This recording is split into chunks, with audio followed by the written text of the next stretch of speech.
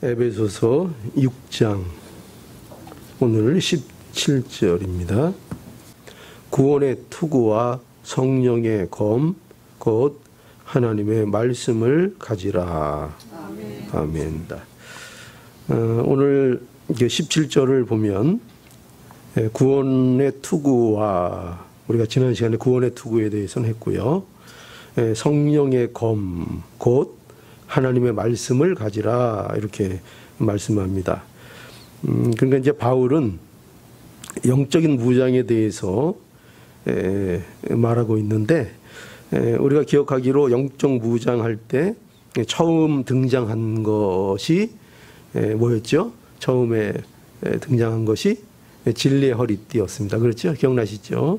그 진리도 하나님의 말씀을 말하는 것이고, 그리고 오늘도 이제 영적 무장의 마지막으로도 이제 성령의 검을 가지라 이렇게 말씀하고 계신데, 그 마지막도 하나님 말씀으로 마무리가 되고 있는 것을 보게 됩니다. 검을 가지라 이거죠. 검은 칼을 얘기하죠. 칼. 그런데 여기서 말하는 이 검은 이렇게 아주 긴 칼보다는 아주 근접한 거리에서 적과 싸우는 용도로 사용을 하는 그 짧은 칼을 의미하는 그런 칼을 얘기합니다. 그래서 근접한 적을 이제 물리치는 공격용 무기로서의 이제 검을 얘기하고 있고, 너희가 이 검을 가지라 이렇게 말씀하고 있는 겁니다. 우리가 뭐 잘 알고 있듯이 싸움이라는 것은요, 방어만 잘한다고 되는 건 아닙니다. 방어가 기본적으로 중요하죠. 그래서 우리가 흉배도 붙여야 하고, 그리고 허리띠도 띠지만 또 방패, 믿음의 방패도 가져야 하고, 또 구원의 투구도 써야 하죠. 대체적으로 이 모든 것들은 방어에 집중된 그런 장비들이죠. 전부 다 공격을 막아내는 그런 장비들입니다. 그러나 우리가 알듯이 싸움이라는 것은 그저 이렇게 방어만 잘한다고 되는 것이 아니라 또 공격할 때는 공격을 해야 하는 것입니다. 그렇죠? 그래서 가까이 온 적을 물리치기 위해서 그래서 가지고 있는 게 이제 검입니다. 검을 군병들이 가지고 있어야 합니다. 그러니까 바울은 영적인 싸움도 그렇다는 거예요. 영적인 싸움도 마찬가지인데, 성도들이 영적 싸움은 마귀의 공격을 잘 방어하는 것도 중요한 것이지만, 또 마귀를 때로는 공격해서 마귀를 물리치는 일도 해야 한다 하는 것을 우리에게 말하고 있습니다. 그래서 믿음의 방패 가지는 것 중요하고, 구원의 투구 쓰는 것도 중요하지만, 뭐를 오늘은 가지라 그래요? 성령의 검을 가지라. 자, 성령의 검을 가지라 이렇게 말씀합니다. 그리고 바울은 이제 계속해서 여기 보면 본문에서 이 성령의 검에 대해서 이제 더 정확하게 우리에게 말을 해 주는데, 이 성령의 검을 뭐라고 하고 있죠? 하나님의 말씀이다 이렇게 말해 주고 있습니다. 굉장히 여기에서는 친절하게 잘 가르쳐 주고 있죠. 성령의 검은 뭐라? 하나님의 말씀이다. 우리가 엉뚱한 거 생각하지 못하도록 분명하게 하나님의 말씀이라 이렇게 말해 주고 있습니다. 그러니까 성도들이 마귀를 물리치는 검은 하나님 말씀이라는 것입니다. 그렇죠? 여러분 그래서 이 말씀을 볼 때 분명하게 뭐를 강조하고 있어요? 말씀을 강조하고 있는 거죠. 하나님 말씀이 중요하다. 한마디로 얘기하면 그거 얘기하고 있는 겁니다. 하나님의 말씀이 중요하다.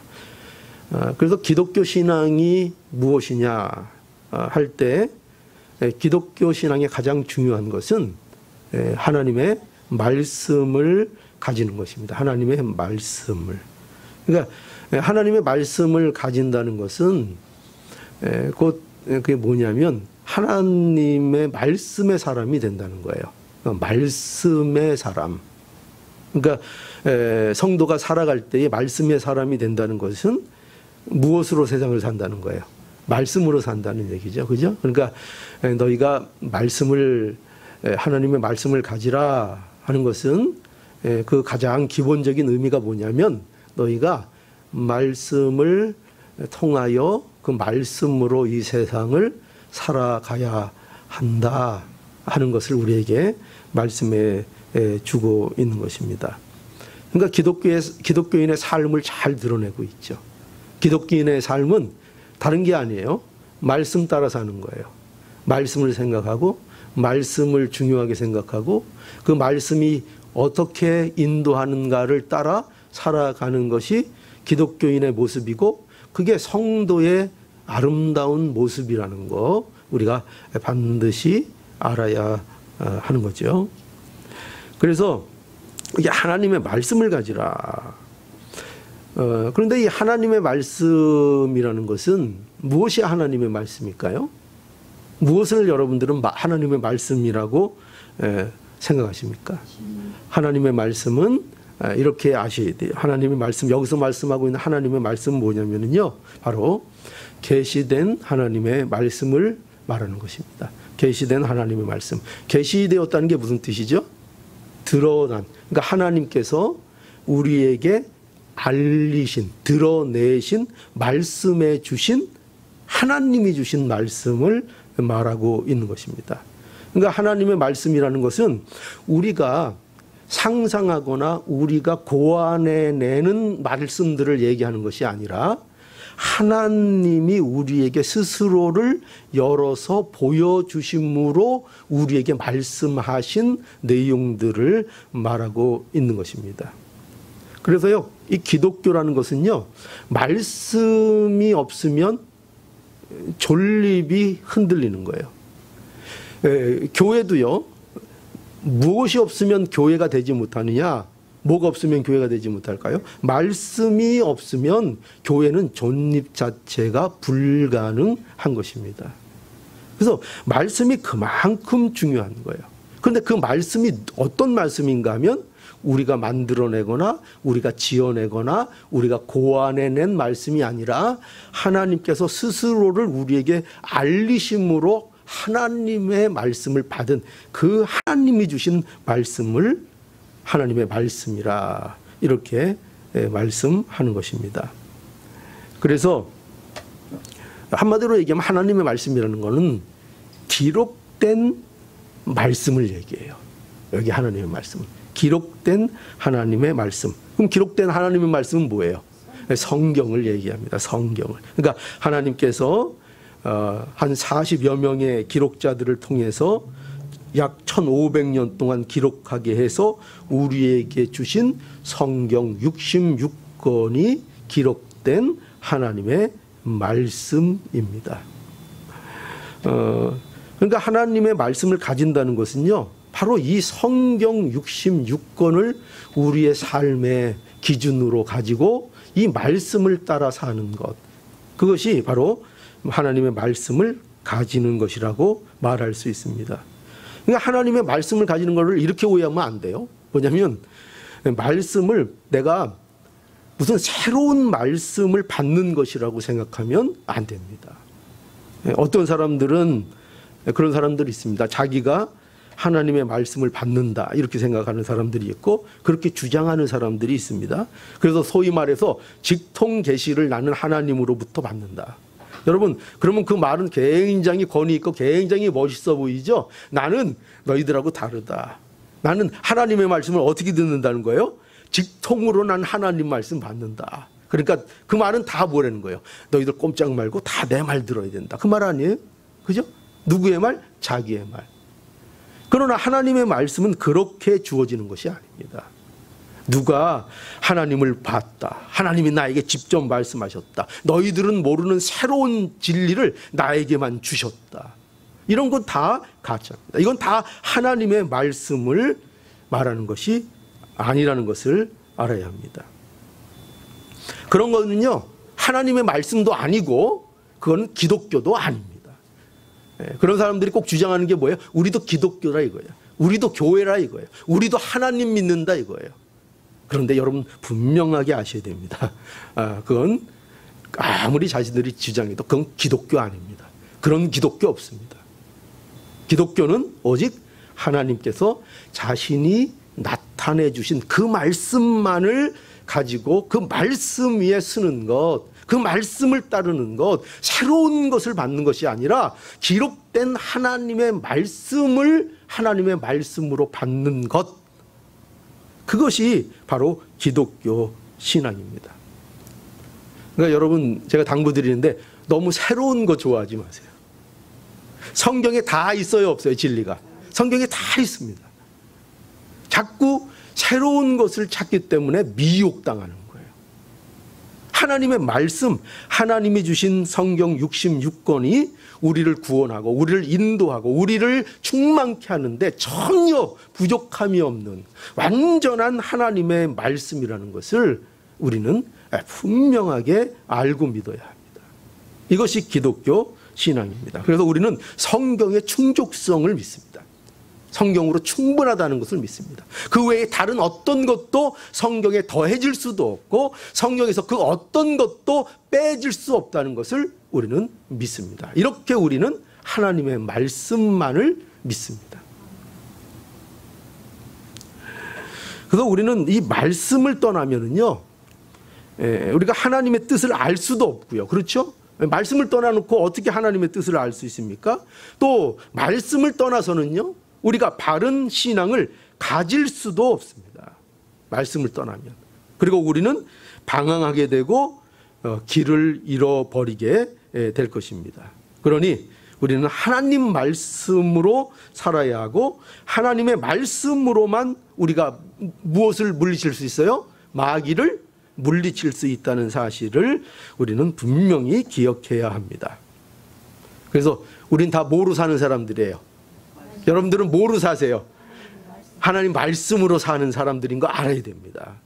비록 내가 육신적으로 이 세상에 떡을 먹고 세상의 것을 취하고 그렇게 살아가고 있지만, 그러나 성경이 우리에게 분명히 말씀하시는 건 뭐냐면 우리 하나님의 사람들은 무엇으로 사는 사람들이라고요? 말씀으로 사는 사람들이다. 이걸 명심해야 합니다. 그래서 마태복음 4장 4절에 보니까 예수께서 대답하여 가라사대 기록되었을 때 사람이 떡으로만 살 것이 아니요 하나님의 입으로 나오는 모든 말씀으로 살 것이라. 그죠? 뭐로 산다고요? 하나님의 말씀으로 산다. 이스라엘 백성들을 광야에서 그렇게 고생시키시고 그렇게 낮추신 거 뭐를 깨닫게 하시기 위해서? 말씀으로 산다. 너희는 다르다. 너희는 세상과 다르다. 너희는 말씀으로 사는 나의 백성이다를 깨닫게 하시기 위해서 광야를 지나게 하셨다고요. 여러분들이 광야에 서 있으십니까? 그렇죠. 광야 같은 세상이죠. 그렇죠. 어려운 일 겪죠. 그죠. 힘든 일, 고난이 있죠. 그런 것들이 왜 나에게 있는가 할 때 그 중요한 이유를 우리는 또 알아야 합니다. 뭐라고요? 우리가 세상 것으로 사는 자들이 아니라 하나님의 말씀, 하나님의 입에서 나오는 기록된 하나님의 말씀으로 사는 하나님의 백성이라는 것을 알게 하시기 위하여 그 고난도 있다는 것을 알아야 합니다. 그런데 고난 속에서 늘 원망만 좌절만 하고 그것으로 쓰러지기만 하면 되겠습니까? 아니죠. 그 고난으로 인하여 내가 정말 무엇으로 사는 사람들인가, 내 존재의 정체가 뭔가를 그 고난을 통해서 반드시 우리는 알고 더 하나님 앞에 가까이 나가며 감사하는 사람이 돼야 되는 거죠. 요한복음 6장 63절에도 보니까 살리는 것은 영이니 육은 무익하니라. 내가 너희에게 이르는 말이 영이요 생명이라. 뭐가 영이고 생명이에요? 내가 너희에게 이르는 말이 생명이래요. 시편 1편 1절에서 3절 여러분, 복 있는 사람, 얼마나 아름다운 말이에요, 그죠? 복 있는 사람. 복 있는 사람은 어떤 사람인가? 복 있는 사람은 악인의 꾀를 쫓지 아니하며 죄인의 길에 서지 아니하며 오만한 자의 자리에 앉지 아니하고 오직 여호와의 율법을 즐거워하여 그 율법을 주야로 묵상하는 자로다. 저는 시냇가에 심은 나무가 시절을 쫓아 과실을 맺으며 그 잎사귀가 마르지 아니함 같으리니 그 행사가 다 형통하리로다. 여러분, 복 있는 사람의 가장 중심은 뭐냐? 여기 여러 가지로 얘기하고 있지만 그 중심은요, 하나님의 말씀을 즐거워하는 데 있어요. 누가 복 있는 사람들인가? 누가 악인의 꾀를 쫓지 않고 죄인의 길에 서지 않고 오만한 자리에 앉지 않는가? 누가 그럴 수 있는가? 하나님의 말씀을 사모하는 자들, 하나님의 말씀을 즐거워하는 자들이야야 그런 자리에 가지 않고 그런 꾀에 넘어가지 않고 그런 자리에 함께하지 않을 수 있다는 거예요. 하나님의 말씀을 즐거워하며 주야로 묵상하는 자로다. 그들은 마치 목과 같은가? 아주 너무나도 쉽게 표현하고 있죠. 저는 뭐 같다고요? 시냇가에 심은 나무가 시절을 쫓아 과실을 맺으며 그 잎사귀가 마르지 아니함 같으니 그 행사가 다 형통하리로다. 누가? 말씀을 즐거워하는 자, 말씀을 가진 자들, 말씀을, 하나님의 말씀을 사모하고 하나님의 말씀을 따라 살려고 하는 그 사람, 말씀을 가진 자들, 그렇죠? 말씀을 가진 자들. 여러분, 형통하기를 원하십니까? 그렇죠? 시냇가에 심기운 나무같이 살기를 원하십니까? 그럼 여기 뭐라 그래요? 답이 뭐예요? 그러면 어떤 자가 그렇게 된다고요? 분명히 말씀하고 있죠. 하나님의 말씀을 가진 자들, 하나님의 말씀을 즐거워하고 말씀 안에 있는 자들.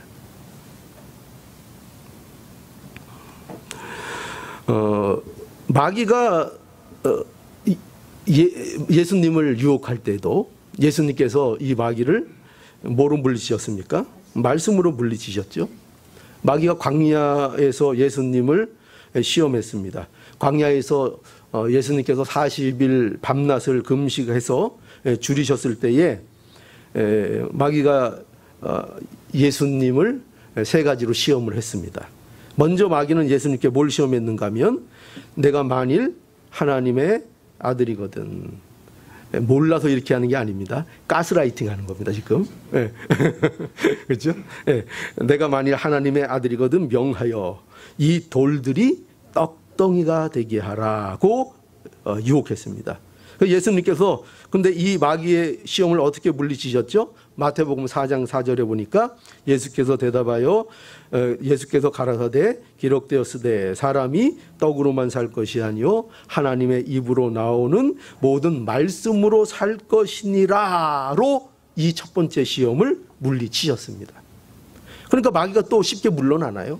또 마귀는 예수님을 성전 꼭대기에 세우고 뭐라고 했습니까? 내가 만일 또 하나님의 아들이거든. 이걸 붙입니다. 내가 만일 하나님의 아들이거든. 왜 그렇게 사냐? 하나님의 아들이 왜 그렇게 도대체 사냐? 왜 그렇게 좀 이렇게 네 능력 마음껏 펼치지 않고 왜 하나님의 아들이 그러고 사냐 이겁니다. 왜 그러고 사냐? 내가 만일 하나님의 아들이거든 뛰어내리라. 기록되었으되 저가 너를 위하여 그 사자들을 명하시리니, 이 사자들은 천사들을 얘기하죠. 저희가 손으로 너를 받들어 발이 돌에 부딪히지 않게 하리로다 하였지 않느냐. 그러니 한번 여기서 뛰어내려보라. 마귀도 뭘 가지고 예수님을 공격합니까? 뭘 가지고요? 마귀도 말씀으로. 말씀에 이러지 않았느냐. 그러니 너 한번 뛰어내려 봐라. 뛰어내려도 그 사자가 너의 발을 붙들어 줄 거 아니냐. 다치지 않도록 해줄 거 아니냐. 이렇게 시험을 합니다. 예수께서 어떻게 이 시험을 물리치셨습니까? 마태복음 4장 7절에 보니까 예수께서 이르시되, 여기 보니까 또 기록하였으되, 이게 중요한 말입니다. 또 기록하였으되 너의 하나님을 시험하지 말라 하였느니라. 시험하지 말라. 또 기록하였으되, 뭐로 물리셨습니까? 말씀으로죠. 말씀으로. 그리고 이제 마귀는 또 예수님을 지극히 높은 산으로 데려가서 뭘 보여줬죠? 천하 만국의 영광을 보여줬습니다. 얼마나 찬란할까요? 그죠? 우리가 세상에 조그만 영광을 우리가 갖기만 해도 얼마나 우리가 정신 못 차립니까? 그런데 뭘 보여줬어요? 마귀가 예수님께 천하 만국의 영광, 이 세상의 모든 영광, 그 모든 영광 합친 것을 마귀도 보여줄 수 있습니다. 마귀가 누구에게 보여줬어요? 예수님께 보여주면서 뭐라고 했습니까? 그리고 만일 내가 엎드려 경배하면, 누구에게? 자기에게. 마귀에 경배하면 이 모든 것을 주겠다고 했습니다. 너무나도 힘든 유혹이죠, 우리에게는. 그죠? 예수님이 이 유혹을 받으셨습니다. 이에 예수께서 뭐라고 하셨는가? 마태복음 4장 10절. 이에 예수께서 말씀하시되 사단아 물러가라. 기록되었을 때 주 너의 하나님께 경배하고 다만 그를 섬기라고 하셨다. 그 말씀으로 물리치셨습니다. 그러니까 마귀가 이제 떠나갔습니다. 예수님을 떠나갔습니다. 여러분 보십시오. 여기 우리가 보는 바와 같이 예수님이 마귀의 모든 시험을 무엇으로 물리치셨습니까? 예, 말씀을. 전부 다 뭐냐? 다 그 시험마다 예수님께서는 어떻게 대하셨는가 하면은 전부 다 이렇게 시작하셨습니다. 기록하였으되, 기록하였으되, 또 기록하였으되. 그렇죠? 기록하였으되. 기록된 하나님의 말씀. 무엇이 강조되어 있습니까? 그냥 어디서 뚝 떨어지는 그런 말씀을 얘기합니까? 그런 게 아니죠. 기록된 하나님의 말씀, 성경의 말씀, 하나님이 주신 기록된 하나님의 말씀으로 물리친 것입니다. 여러분들도 이와 같아야 합니다. 우리가 어떻게 마귀의 시험과 유혹과 우리의 고난들을 이 세상에서 물리치며 나아갈 수 있는가? 무엇으로 그렇게 우리는 할 수 있는가? 할 때 세상의 지식이나 우리가 만들어낸 지식이나 우리의 말로 할 수 있는 것이 아니라 무엇으로만 가능하다고요? 기록된 하나님의 말씀, 성경에 기록된 하나님의 말씀으로만 이 모든 것들을 물리칠 수 있다는 것입니다. 여러분 한번 생각해 보세요. 예수님이 이런 일들을 왜 굳이 하실까요? 예수님은 그야말로 하나님이십니다. 그렇죠? 예수님이 하나님이십니다. 사실 마귀가 예수님을 시험한다는 것은 말도 안 되는 얘기입니다. 말도 안 되는 얘기입니다. 그런데 예수님이 이 시험을 친히 받으십니다. 왜 이렇게 받으시는가? 왜 그러시는가? 참 예수님은 참 너무나 고마우신 분이에요. 예수님 그분이 하지 않아도 되는 거, 당하지 않아도 되는 거, 그런 것들을 예수님은 자꾸 당하시고 자꾸 하십니다. 근데 그거 왜 그래요? 우리에게 보여주시려고, 우리에게 본이 되시기 위하여 우리에게 보여주십니다. 마귀는 예수까지도 시험하여 넘어뜨리려는 존재라는 것을 우선 우리에게 알려주십니다. 마귀는요, 누구까지도 넘어뜨리려고 그래요? 예수님까지도 넘어뜨리려고, 하나님이신 예수님에게까지 계속 미혹하고 시험합니다. 그러니 우리를 어떻게 했습니까?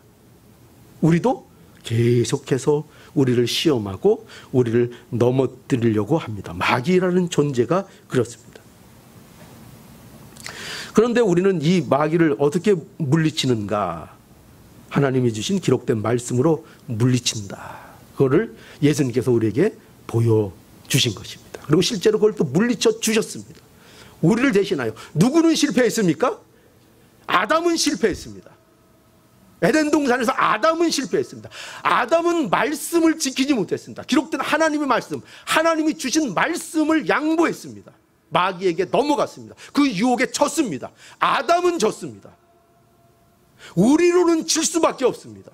아담이 졌는데 우리가 어떻게 이깁니까? 우리는 집니다. 그런데 누구는 이기셨습니까? 예수님은 이기셨습니다. 예수님은 그 모든 시험, 우리가 인생에서 겪어야 될 모든 시험은 예수님이 이겨 보이셨습니다. 무엇으로요? 기록된 하나님의 말씀으로. 우리에게 얼마나 이 유혹들이 계속 옵니까? 세상의 풍요, 물질의 유혹, 그렇죠? 영광의 유혹, 그렇죠? 명예의 유혹, 할 수만 있으면 모든 것들을 갖고 싶은 그 유혹들 얼마나 우리에게 계속 옵니까? 그런데 그 모든 것들을 무엇으로 예수님이 이기셨는가? 기록된 말씀으로. 기록된 말씀으로. 그러니까 우리가 강해서 이길 수 있는 게 아닙니다. 우리가 지혜로워서 이길 수 있는 것이 아니라 우리는 뭘로 통해서 이깁니까? 기록된 하나님의 말씀으로. 제가 자꾸 기록된을 강조하는 걸 여러분들이 가슴속에 받으시기 바랍니다. 그냥 말씀이 아니에요. 기록된 하나님의 말씀입니다. 근데 여기 오늘 본문을 보면은 이 바울은요, 이 하나님의 말씀을 그냥 검이라고 하지 않고 있어요. 그러니까 보세요. 성령의 검 곧 하나님의 말씀. 그러면 검은 곧 하나님의 말씀이라는 거예요. 그죠? 검이 하나님. 근데 하나님의 말씀 검을 가지라 이렇게 지금 하지 않았고, 바울은 뭘 얘기했는가 하면은 성령의 검 이렇게거든요. 성령의 검, 하나님의 말씀을 가지라 이렇게 말씀했습니다. 여러분, 여기에서 이제 우리가 이해될 것은 뭐냐면, 이 성령의 검이라는 표현은 성령이 검이다가 아니에요. 성령이 검이라는 말이 아닙니다. 성령과 검이 같은 게 아니에요. 같은 게 아니고, 여기서 말하는 것은 성령이 주신 검을 얘기하는 거예요. 그러니까 성령이 사용하시는 검, 성령이 능력을 행사하는 도구로서의 검, 그걸 얘기하고 있는 거예요. 성령의 검. 그래서 우리가 가진 이 성령의 검이라는 무기에 대해서, 또 하나님의 말씀에 대해서 잘 우리가 알아야 하는데, 뭘 알아야 하는가 하면은, 그 첫 번째로 우리는 우리에게 주신 하나님의 말씀이 성령의 감동으로 기록된 말씀이라는 것을 분명히 알아야 합니다. 이게 첫째입니다. 우리가 이 성령의 검, 하나님의 말씀을 우리가 가지는 일에 있어서 우리가 이 하나님의 말씀을 어떻게 도대체 가질 수 있느냐 할 때 이 말씀이 뭔지를 이해해야 되잖아요. 말씀이 도대체 어떤 것인지 이해해야 하는데, 그 말씀은 무엇이냐 하면, 기록된 하나님의 말씀은 뭐로 쓰여진 거라고요? 성령의 감동으로 기록된 하나님의 말씀이라는 거, 이거 우리가 분명히 알아야 하나님의 말씀을 가질 수 있다는 것입니다. 성경 66권은 모두가 하나님의 감동으로 기록된 말씀입니다. 아까도 말씀드렸지만 40여 명의 저자가 1500년 동안에 걸쳐서 기록하였으나 그들이 저자가 아닙니다. 그렇죠? 그들은 정밀하게 얘기하면 그저 기록자입니다. 성경의 저자는 누구이십니까? 하나님이십니다. 하나님이 기록자들을 택하셔서 그들을 성령으로 인도하셔서 그들의 모든 인간적인 조건들을 사용하심으로 기록한 하나님의 말씀입니다. 그들이 가진 특성, 그들이 가진 배움의 정도, 그들이 갖고 있는 문체의 특성, 그들이 가지고 있는 어떤 가정의 환경, 그들이 자라난 모든 배경, 그 사람이 갖고 있는 모든 성정, 성격, 이런 모든 것들을 하나님께서 사용하셔서. 그러니까 성경은요, 이렇게 착각하시면 안 돼요. 하나님이 그냥 어떤 사람에게 띵 해가지고 이 사람이 신이 들려가지고 로봇처럼 아무 의지도 없이 이렇게 성경을 썼다는 게 아닙니다. 성경은 그렇게 쓰여진 것이 아닙니다. 성경은 그것이 아니라 그 사람의 가진 모든 특성을 그대로 살리고 이용해서, 그래서 성경의 말씀은 하나님의 말씀임에도 불구하고 뭐가 드러나요? 개인적인 개성이 그 글에는 드러납니다. 바울의 특성이 드러나고, 베드로의 특성이 드러나고, 그들이 갖고 있는 지식의 정도가 드러나고, 그들의 갖고 있는 것들이 여지없이 성경에는 드러납니다. 그런데 그것이 성경을 기록하는데 문제가 되느냐? 전혀 문제가 되지 않도록 하나님께서, 전능하신 하나님께서 성령의 감동을 통해서 온전하게 우리의 구원을 이루게 하시는 진리의 말씀으로 성경 말씀을 기록하게 하셨습니다. 그게 바로 성경 말씀입니다. 그래서 성경 말씀이 우리에게 전혀 부족함이 없다는 것을 알아야 합니다. 전혀 부족함이 없다. 베드로후서 1장 20절에서 21절. 먼저 알 것은 경의 모든 예언은, 그러니까 성경의 모든 예언을 얘기하는 거죠. 성경의 모든 예언은 사사로이 풀 것이 아니니 예언은 언제든지 사람의 뜻으로 낸 것이 아니요. 분명히 말씀하고 있죠. 누구의 뜻으로 나온 게 아니에요? 사람의 뜻으로 낸 것이 아니요. 오직 성령의 감동하심을 입은 사람들이 하나님께 받아 말한 것이니라. 이게 성경의 말씀입니다. 그래서 바울은 하나님의 말씀을 성령의 검이라 이렇게 말하고 있는 것입니다. 하나님 말씀은 성령의 검이라. 그래서요, 여러분 이걸 알아야 돼요. 뭐냐면 하나님의 말씀과 성령은요 분리하면 안 됩니다. 분리하면 안 돼요. 그러니까 이런 거예요. 말씀 없는 성령의 역사가 있을 수 없고, 말씀이 없는 성령의 역사는 있을 수 없고, 또 성령의 역사가 없는 말씀의 은혜도 있을 수 없어요. 언제나 이것은 함께 한 조로 있다는 것을 알아야 합니다. 말씀을 떠난 성령의 역사는 거짓입니다. 아무리 그것이 화려하게 드러난다 할지라도 말씀을 떠난 성령의 역사는 거짓이고, 성령이 없는 말씀은 무미건조합니다. 거기에는 변화의 능력을 가져올 수 없습니다. 우리를 변화시킬 수 없습니다.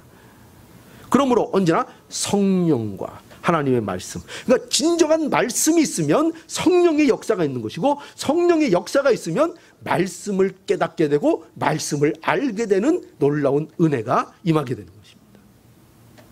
요한복음 14장 26절, 보혜사 곧 아버지께서 내 이름으로 보내실 성령, 그가 너희에게 모든 것을 가르치시고 내가 너희에게 말한 모든 것을 생각나게 하리라. 여러분, 성령이 무슨 일을 하시는 거예요? 보혜사 성령님이 가르치시고 생각나게 하시는 거예요. 그럼 뭐를 도대체, 뭐를 가르치시고 뭐를 생각나게 할까요? 하나님의 말씀을요. 그죠? 하나님이 주신 말씀, 또 그 기록된 하나님의 말씀을, 또 예수님을 통해서 우리에게 가르쳐 주신 그 모든 말씀들, 그것들이 생각나고 그것들을 알게 해주시는 성령의 역사다 하는 것이죠. 성령이 그것을 우리에게 가르쳐 주시는 것입니다. 그러니까요, 여러분, 하나님의 말씀을 깨닫는 것은요, 무슨 세상의 지식의 유무에 달린 문제가 아닌 거예요. 오직 누가 인도하시면 되는 거예요? 성령님이 인도하시면.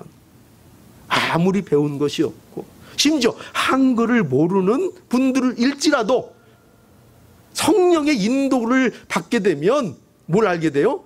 하나님의 말씀을 알게 된다는 것입니다. 그 뜻이 무엇인지, 그것이 뭘 가르치는지 알게 해 주신다는 겁니다. 요한복음 16장 13절, 그러하나 진리의 영이 오시면 그가 너희를 모든 진리 가운데로 인도하시리니. 그죠? 그가 자의로 말하지 않고 오직 듣는 것을 말하시며 장래일을 너희에게 알리시리라. 성령은 모든 진리 가운데로 인도하시는 분입니다. 그래서 성령은 우리에게 말씀이 말씀되게 하시는 일을 하시는 거예요. 말씀이 말씀되도록, 정말 그 말씀이 그저 이 세상에 그냥 떨어져 흩어지는 말씀이 되는 것이 아니라 그 말씀이 나의 말씀이 되게 하고 나의 사건이 되게 하고 나의 생명이 되는 일을 누가 하신다고요? 성령님께서 하신다는 것입니다. 말씀이 말씀되도록 하십니다. 성령이 아니면 우리는요, 말씀을 이해할 수도 없고요, 우리는 말씀을 믿을 수도 없고요, 이 성령의 말씀이 우리의 것으로 적용이 되지도 않습니다.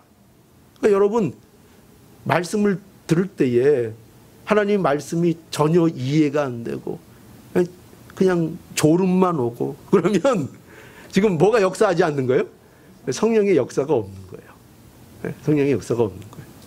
물론 저는 주일날 예배드리러 나와서 조누고 자는 분도 굉장히 높이 삽니다.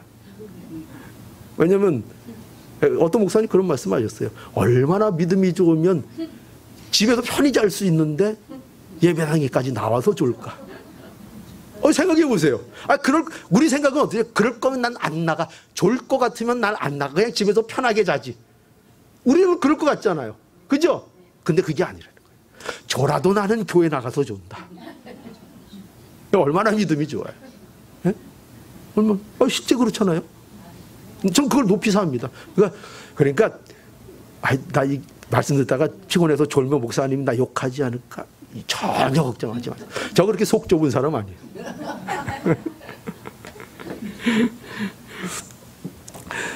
여러분, 말씀. 그래서 성령의 역사가 없으면 말씀이 우리에게 참으로 다가오질 않습니다. 그러니까 우리가 성령의 간구함을 우리가 성령께 간구해야 되겠죠. 말씀을 잘 깨닫게 해달라고. 말씀이 잘 이해하게 되고 그 말씀이 나의 말씀이 되게 해달라고. 나를 움직이는 말씀이 되게 해달라고 성령님께 우리가 기도해야 합니다. 그래서 우리가 첫 번째로 뭘 기억해야 한다고요? 기록된 하나님의 말씀은 다 무엇으로 기록된 말씀이라고요? 성령의 감동으로 기록된 하나님의 말씀이다. 이거 말씀을 기억할 때 우리가 꼭 기억해야 하는 부분입니다. 그리고 둘째로 우리가 하나님의 말씀에 대해서 꼭 알아야 될 것이 뭐냐면은 이거예요. 하나님의 말씀에는 능력이 있다는 거예요. 능력이 있다. 바울은 여기 보니까 하나님의 말씀을 뭐라고 했죠? 성령의 검이라고 했습니다. 여기 보니까 검이라고 그랬잖아요. 성령의 검 이렇게 했는데 검이라는 말이 갖고 있는 중요한 그 의미가 뭐가 담겨 있는가 하면은 능력이라는 게 담겨 있어요. 능력, 검. 그 능력이 강조된 표현이에요. 그래서 실제로 어떻게 그렇게 보이는가? 어떤 능력인가? 자, 그거 잘 히브리서 가보면은 히브리서 4장 12절에서 13절에 가보면 잘 설명되어 있어요. 한번 보세요. 히브리서 4장 12절에서 13절.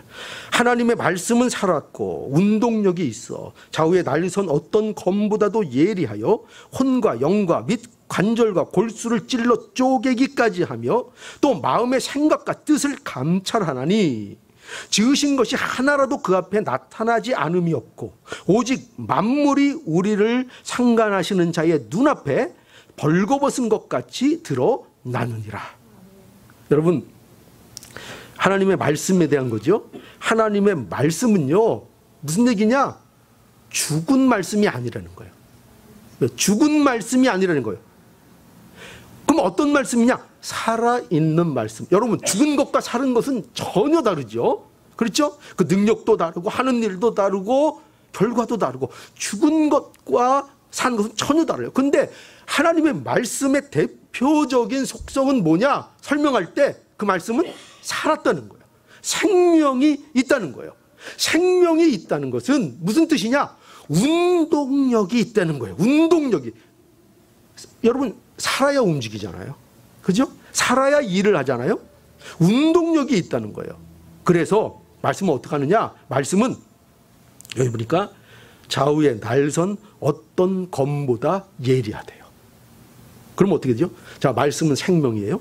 말씀은 살아있어요. 말씀은 운동력이 있어요. 그런데 그 날카롭기가 좌우에 날선 어떤 검보다 그 말씀은 예리해요. 예리해요.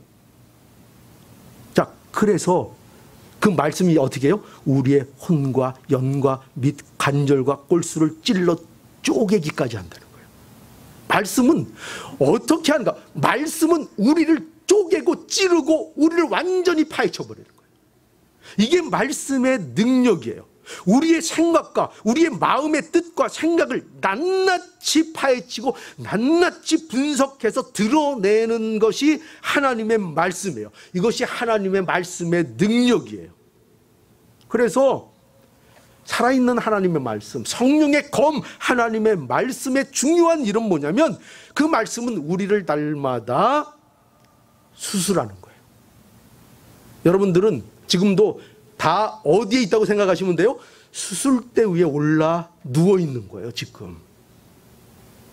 이제 좀 있으면 수술한다 그랬죠? 미리 좀 연습 많이 하세요. 지금 우리는 말씀으로, 말씀의 메스로 하나님께서 우리를 파헤치고 계시다는 것을 알아야 돼요. 그것이 말씀이 하는 중요한 일입니다. 말씀이 오늘도 우리를 쪼갭니다. 우리를 찌릅니다. 그래서 여러분 이거 아셔야 돼요. 뭐냐면 하나님의 말씀을 들을 때에 편안한 거가 있기보다 괴로움이 있어야 돼요. 네, 괴로워야 돼요. 하나님 말씀을 들을 때 괴로워야 돼요. 여러분 설교를 듣잖아요. 설교를 들으면 물론 은혜도 있고 좋음도 있고 평안도 있고 다 있어요. 예, 그게 와요. 하나님이 그걸 주세요. 그런데 먼저 여러분들이 알아야 될 게 뭐냐면 말씀을 들을 때 아파야 돼요. 여러분들이. 예, 말씀을 들을 때 아파야 돼요. 나는 안 아파. 나는 아무렇지 않아. 말씀은 아무렇지 않아. 그게 무슨 뜻이죠? 나는 말씀과 아무 상관없어. 그게 좋은 걸까요? 아니요. 말씀으로 인하여 나에게 아픔이, 설교를 들을 때 그 특징 중에 하나가 뭐냐면 아파야 돼요. 어떤 사람에게 하나님의 말씀이 진정한 위로가 될까?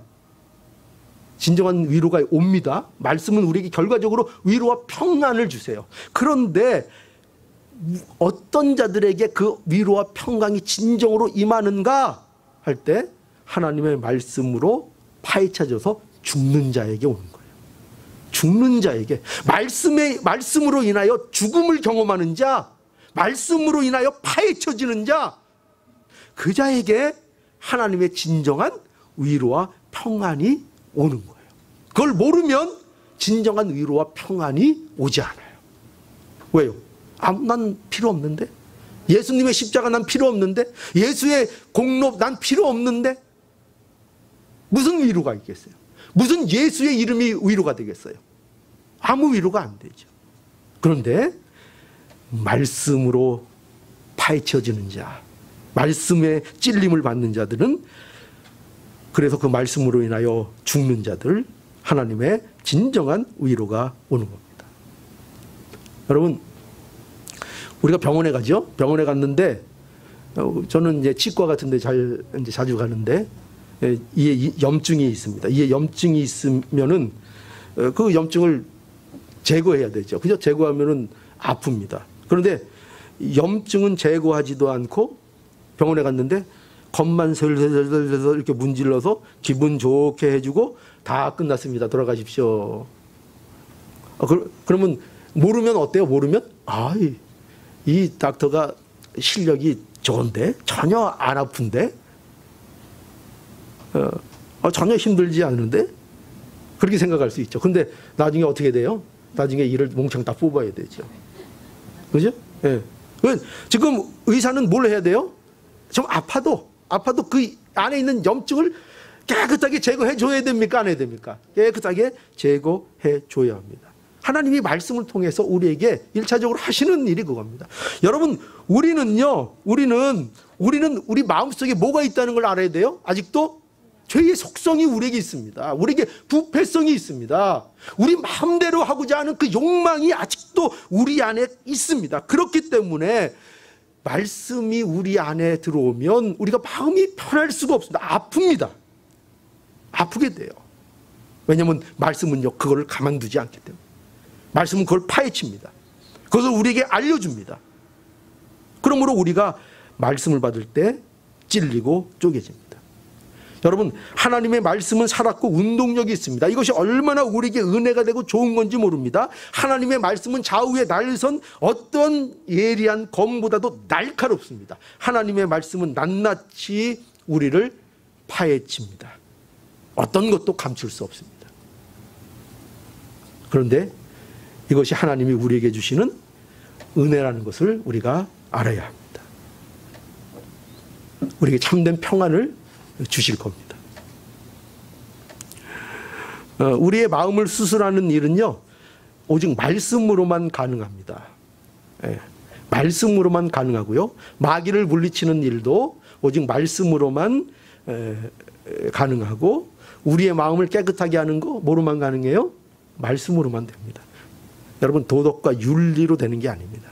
우리의 마음을 정결하게 하는 것 오직 하나님의 말씀밖에 없습니다. 그래서 우리는 어떻게 돼요? 말씀으로 날마다 어떻게 돼야 돼요? 날마다 수술대에 누워서 날마다 죽음을 체험해야 합니다. 말씀 안에서 날마다 죽어야 합니다. 지속적으로 수술을 받아야 합니다. 지속적으로. 왜요? 우리 안에 부패성은 죽을 때까지 사라져야 안 사라져요? 여러분 안에 있는 부패성이 죽을 때까지 사라져야 안 사라져요? 나이 많으면은 점잖해져요? 안 점잖해져요? 아니죠.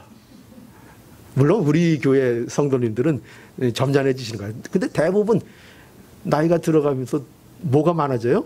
고집이 세지고. 죄송합니다. 뭐 젊은 사람도 뭐 짐이 없습니다. 그러나 뭐 좀 세월이 가면 나아져야 되는데 나아지질 않습니다. 부패성, 우리의 부패성은 하나님 앞에 가는 그 순간까지 우리에게 있습니다. 우리는 날마다, 그래서 이 사실을 우리는 알고 인정하는 자들입니다. 그래서 우리는 날마다 말씀의 수술대 위에 우리 자신을 맡깁니다. 하나님 은혜를 주시옵소서. 저를 붙들어 주시고 저를 수술해 주시옵소서. 하나님이 저를 만져주시지 않으면 저는 형편없습니다. 저는 고집만 부립니다. 저는 욕심만 부립니다. 아직도 왜 이렇게 욕심이 많은지요. 이제 90이 넘은 할아버지가요, 아유 빨리 죽어야지, 빨리 죽어야지, 맨날 입을 닫고 사시는데 병원에 가면 꼭 의사한테 하시는 말씀이 뭔지 아세요? 의사 선생님 뭐 좋은 거 없어요? 뭐 영양제라도 한대. 그죠?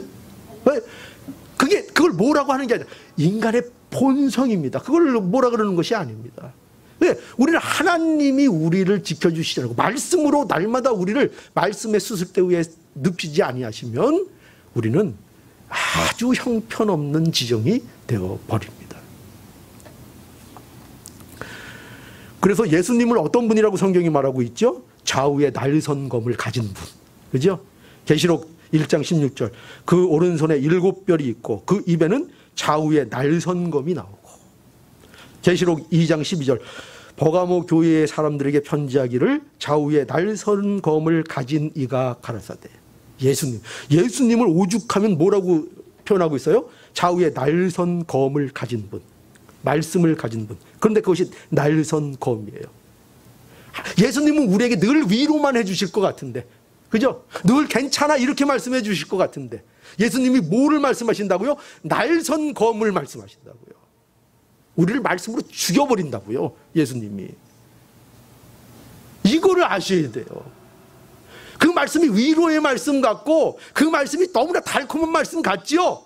나는 다 내게로 오라. 내가 쉬게 하리라. 나는 마음이 온유하고 겸손하니 안식을 주리라. 너무나 달콤한 말씀 같죠. 다 그 말씀이 사실은 뭐예요?